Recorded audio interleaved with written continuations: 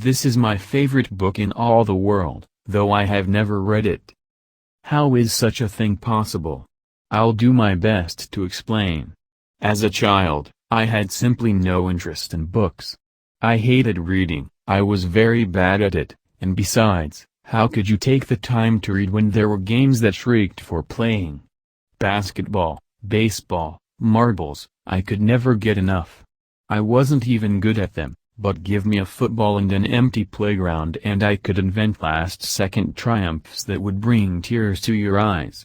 School was torture. Miss Reginsky, who was my teacher for the 3rd through 5th grades, would have meeting after meeting with my mother. I don't feel Billy is perhaps extending himself quite as much as he might. Or, when we test him, Billy does really exceptionally well, considering his class standing. Or, most often, I don't know, Mrs. Goldman, what are we going to do about Billy? What are we going to do about Billy?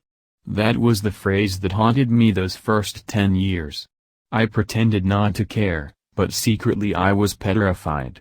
Everyone and everything was passing me by. I had no real friends, no single person who shared an equal interest in all games. I seemed busy, but I suppose, if pressed, I might have admitted that, for all my frenzy, I was very much alone. What are we going to do about you, Billy? I don't know, Miss Reginsky. How could you have failed this reading test? I've heard you use every word with my own ears. I'm sorry, Miss Reginsky. I must not have been thinking. You're always thinking, Billy. You just weren't thinking about the reading test. I could only nod. What was it this time? I don't know. I can't remember.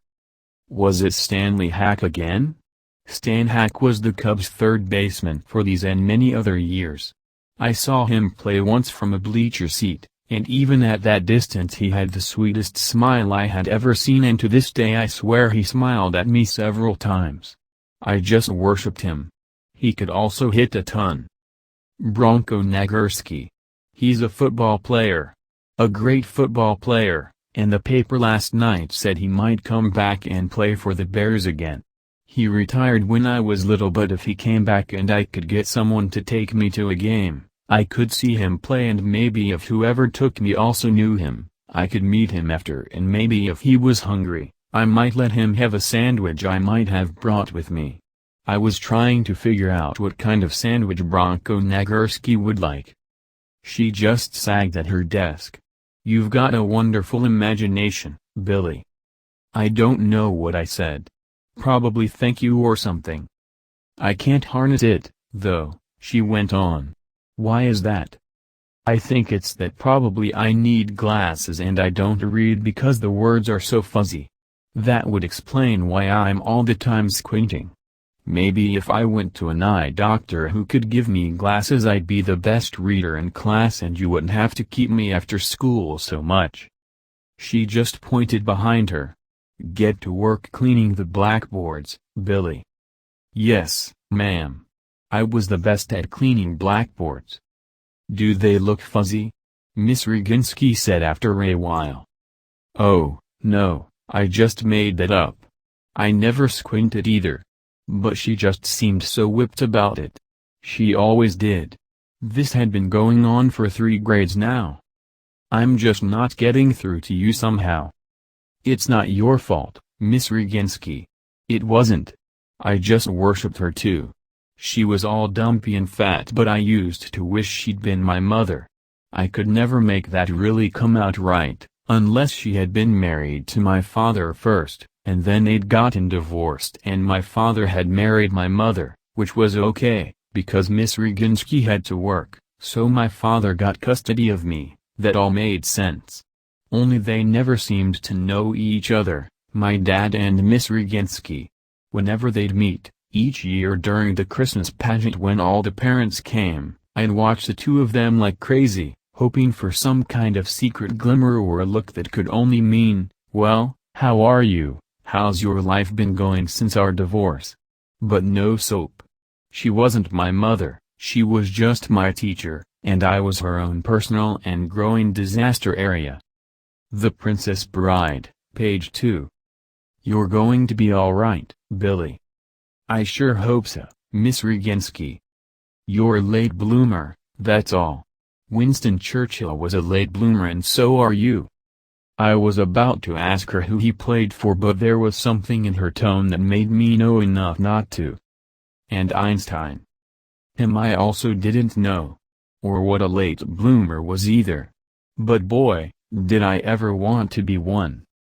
When I was 26, my first novel, The Temple of Gold, was published by Alfred A. Knopf, which is now part of Random House, which is now part of RCA, which is just part of what's wrong with publishing in America today, which is not part of this story. Anyway, before publication, the publicity people at Knopf were talking to me, trying to figure what they could do to justify their salaries, and they asked who did I want to send advance copies to that might be an opinion maker, and I said I didn't know anybody like that, and they said, think. Everybody knows somebody, and so I got all excited because the idea just came to me and I said, okay, send a copy to Miss Regensky, which I figured was logical and terrific because if anybody made my opinions, she did.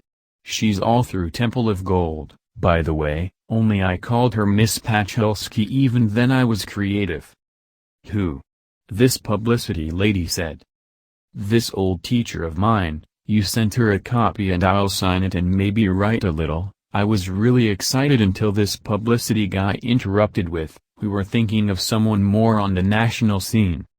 Very soft I said, Miss Regensky, you just send her a copy, please, okay? Yes, he said, yes, by all means. You remember how I didn't ask who Churchill played for because of her tone? I must have hit that same tone too just then. Anyway, something must have happened because he right away wrote her name down asking was it Ski or Sky. With the I told him, already hiking through the years, trying to get the inscription fantastic for her. You know, clever and modest and brilliant and perfect, like that. First name? That brought me back fast. I didn't know her first name. Miss was all I ever called her. I didn't know her address either. I didn't even know if she was alive or not. I hadn't been back to Chicago in 10 years, I was an only child, both folks gone, who needed Chicago. Send it to Highland Park Grammar School, I said, and first what I thought I'd write was for Ms. Regensky, a rose from your late bloomer, but then I thought that was too conceited. So I decided for Ms. Regensky, a weed from your late bloomer would be more humble. Too humble, I decided next, and that was it for bright ideas that day. I couldn't think of anything. Then I thought, what if she doesn't even remember me? Hundreds of students over the years, why should she? So finally in desperation I put, for Ms. Regensky from William Goldman. Billy, you called me and you said I would be a late bloomer and this book is for you and I hope you like it. I was in your class for 3rd, 4th and 5th grades, thank you very much. William Goldman. The book came out and got bombed, I stayed in and did the same, adjusting. Not only did it not establish me as the freshest thing since Kit Marlowe, it also didn't get read by anybody. Not true. It got read by any number of people, all of whom I knew. I think it is safe to say, however, no strangers savored it. It was a grinding experience and I reacted as indicated above.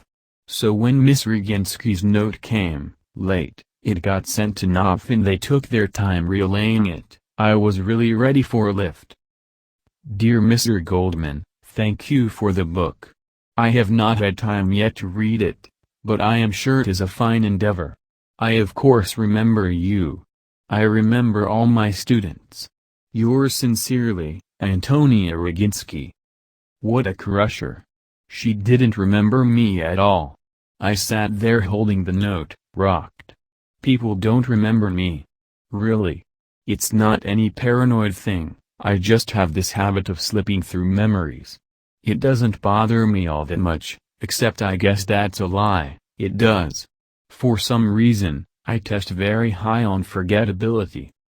So when Miss Regenski sent me that note making her just like everyone else, I was glad she'd never gotten married. I'd never liked her anyway. She'd always been a rotten teacher, and it served her right. Her first name was Antonia.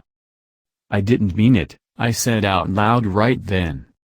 I was alone in my one-room job on Manhattan's glamorous West Side and talking to myself. I'm sorry, I went on. You got to believe that, Miss Regenski.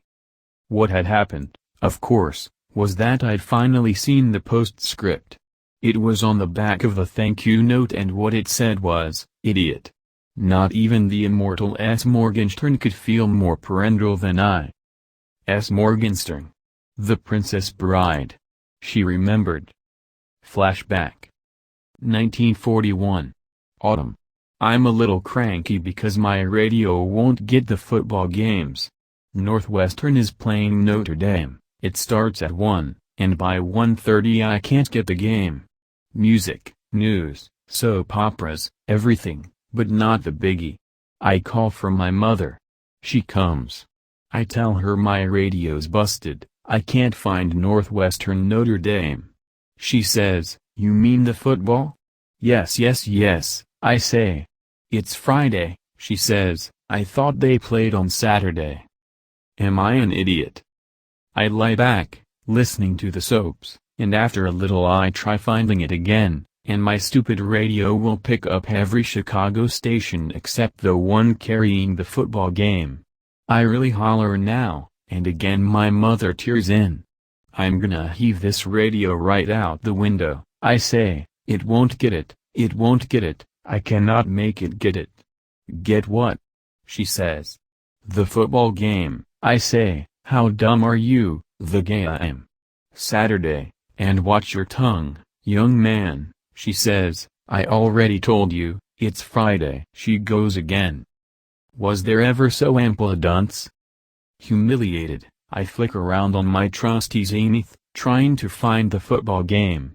It was so frustrating. I was lying there sweating and my stomach felt crazy, and I was pounding the top of the radio to make it work right, and that was how they discovered I was delirious with pneumonia. Pneumonia today is not what it once was, especially when I had it. 10 days or so in the hospital and then home for the long recuperating period. I guess it was 3 more weeks in bed, a month maybe. No energy, no games even. I just was this lump going through a strength-gathering time, period. Which is how you have to think of me when I came upon The Princess Bride. It was my first night home. Drained, still one sick cookie. My father came in, I thought to say good night. He sat on the end of my bed. Chapter 1. The Bride, he said. It was then only I kind of looked up and saw he was holding a book. That alone was surprising. My father was next to illiterate. In English. He came from Florin, the setting of The Princess Bride, and there he had been no fool. He said once he would have ended up a lawyer, and maybe so. The facts are when he was 16 he got a shot at coming to America, gambled on the land of opportunity and lost. There was never much here for him. He was not attractive to look upon. Very short and from an early age bald, and he was ponderous at learning. Once he got a fact, it stayed, but the hours it took to pass into his cranium were not to be believed. His English always stayed ridiculously immigranty, and that didn't help him either. He met my mother on the boat over, got married later, and, when he thought they could afford it, had me. He worked forever as the number 2 chair in the least successful barber shop in Highland Park, Illinois. Toward the end, he used to doze all day in his chair. He went that way. He was gone an hour before the number 1 guy realized it. Until then he just thought my father was having a good doze. Maybe he was. Maybe that's all any of this is. When they told me I was terribly upset. But I thought at the same time it was an almost existence-proving way for him to go.